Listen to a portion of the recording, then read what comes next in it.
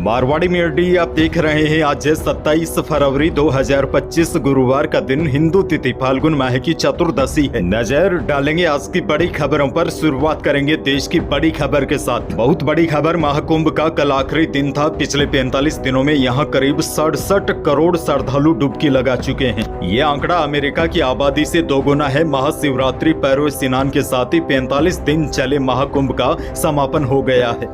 Actress Preity Zinta ने महाकुंभ जाने का वीडियो शेयर किया, लिखा जो अनुभव हुआ उसे बता नहीं सकती।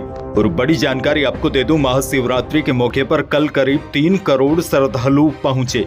बड़ी खबर यह है महाकुंभ समाप्त हो गया है। वहीं बड़ी जानकारी आपको यह भी दे दूं, अगला कुंभ मेला साल 2027 में महाराष्ट्र के नासिक में लगने जा रहा है। यह कुंभ का मेला 27 जुलाई दिन शनिवार से शुरू होगा। बहरहाल आगे बढ़ेंगे। देश की एक और बड़ी खबर, केंद्र सरकार देश के सभी नागरिकों के लिए यूनिवर्सल पेंशन स्कीम लाने की तैयारी कर रही है। इसमें गैर संगठित क्षेत्र के लोगों को भी शामिल किया जाएगा। दरअसल अभी कंस्ट्रक्शन साइट पर काम करने वाले घरेलू स्टाफ और गिग वर्कर्स को सरकार की ओर से चल रही पेंशन स्कीम का ज्यादा फायदा नहीं मिलता है, लेकिन सरकार नई तैयारी कर रही है। इस स्कीम से सभी वेतनभोगी कर्मचारियों और सेल्फ एम्प्लॉयड को भी लाभ मिलेगा। सरकार इसके लिए अभी प्रपोजल डॉक्यूमेंट्स तैयार कर रही है। इसके बाद स्टेक होल्डर्स से प्रपोजल लिए जाएंगे। यानी कि भारत सरकार ने वृद्धावस्था में हर वर्ग के नागरिकों को आर्थिक रूप से मजबूत और सुरक्षित रखने की दिशा में बड़ा काम कर रही है। श्रम मंत्रालय के सूत्रों से मिली जानकारी के मुताबिक केंद्र की मोदी सरकार अब देश के हर नागरिक को पेंशन स्कीम में लाने की तैयारी कर रही है, जिसके लिए एक नई और खास यूनिवर्सल पेंशन स्कीम पर काम किया जा रहा है। खैर आगे बढ़ेंगे। राजस्थान से बड़ी खबर, मुख्यमंत्री भजनलाल शर्मा के नेतृत्व में राज्य सरकार विमुक्त, घुमंतु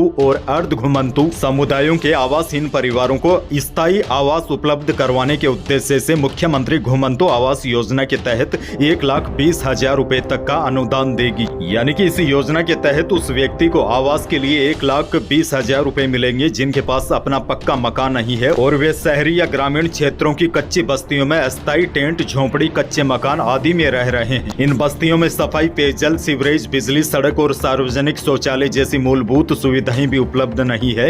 योजना के तहत उन आवासहीन परिवारों को लाभ मिलेगा जिन्हें पहले ही पट्टे वितरित किए जा चुके हैं। ऐसे परिवार जन आधार के माध्यम से ई मित्र पोर्टल पर ऑनलाइन आवेदन कर सकते हैं। योजना का लाभ लेने के लिए विमुक्त, घुमंतु और अर्ध घुमंतु जाति प्रमाण पत्र, सक्षम अधिकारी द्वारा जारी भूखंड आवंटन का पट्टा और अन्य निर्धारित दस्तावेज, मूल निवास प्रमाण पत्र, वार्षिक आय प्रमाण पत्र आवश्यक है। आगे बढ़ेंगे। एक और बहुत बड़ी खबर, आगामी पंचायत चुनाव में 3 बच्चे होने पर चुनाव नहीं लड़ने की पाबंदी हट सकती है। बड़ी खबर यह है, राजस्थान सरकार ने इस संबंध में संकेत भी दिए हैं। आपको बता दूं कि राजस्थान विधानसभा में जब यह मामला उठा तो सरकार ने कहा कि यह मामला गंभीर है, इस पर विचार किया जा सकता है। यानी कि राजस्थान पंचायत चुनाव में अब तक का सबसे बड़ा बदलाव हो सकता है और सरकार ने इस बात का संकेत भी दिया है। अब देखना होगा सरकार क्या फैसला लेती है। आगे बढ़ेंगे। एक और बहुत बड़ी खबर, आज यानी कि 27 फरवरी और कल यानी कि 28 फरवरी को पूरे प्रदेश के 1700 से अधिक परीक्षा केंद्रों पर रीट परीक्षा 2025 शुरू होने जा रही है। इस परीक्षा में 14 लाख से ज्यादा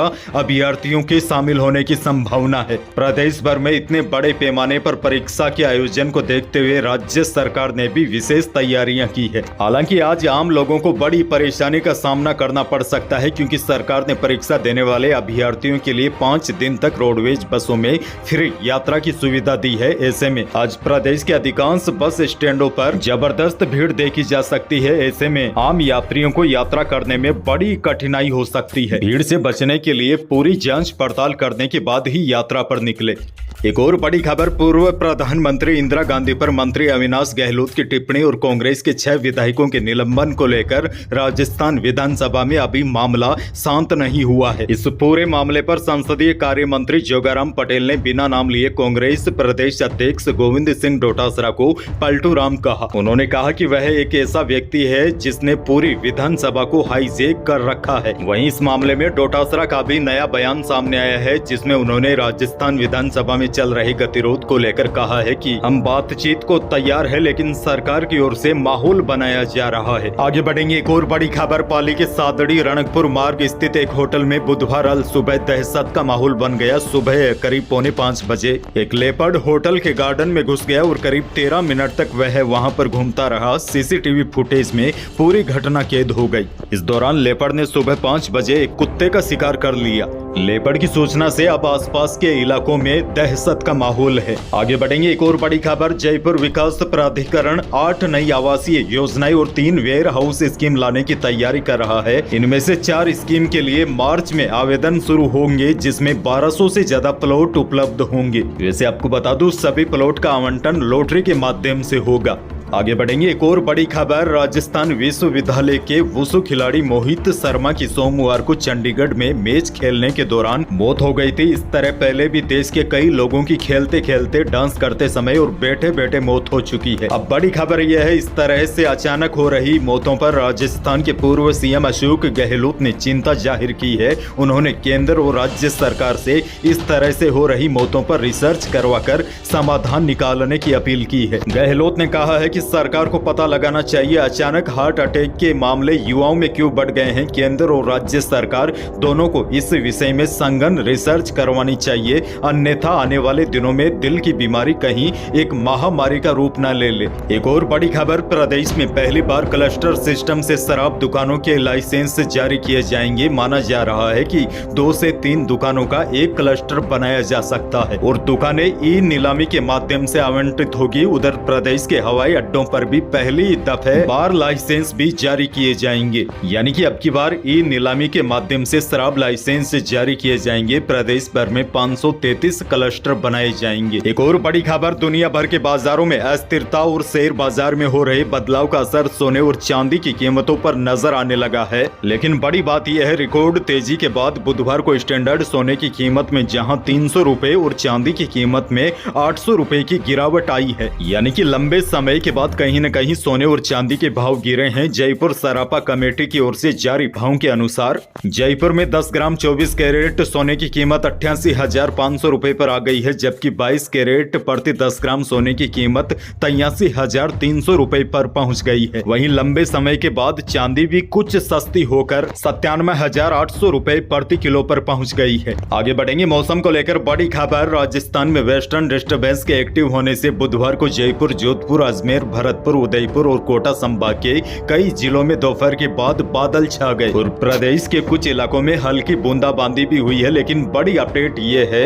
आज तो नहीं लेकिन कल यानी कि 28 फरवरी को इस सिस्टम का सबसे अधिक प्रभाव देखने को मिलेगा। 6 जिलों में बारिश और ओले गिरने की भी संभावना है। और बड़ी बात यह है, मौसम विशेषज्ञों के मुताबिक इस नए सिस्टम का असर 1 मार्च तक प्रदेश में देखने को मिल सकता है। वैसे कल यानी कि 28 फरवरी को बीकानेर, गंगानगर, हनुमानगढ़, सीकर, झुंझुनू और चूरू यहाँ पर सबसे अधिक असर दिखाई देगा। यहाँ पर बारिश के साथ कुछ स्थानों पर 28 फरवरी को ओले गिरने की भी चेतावनी है। यही थी आज की बड़ी खबरें। वीडियो को लाइक करना बिल्कुल न भूलिए और चैनल पर नए हैं तो सब्सक्राइब जरूर कीजिए ताकि आप अपडेट रहे बड़ी और काम की खबरों से। धन्यवाद।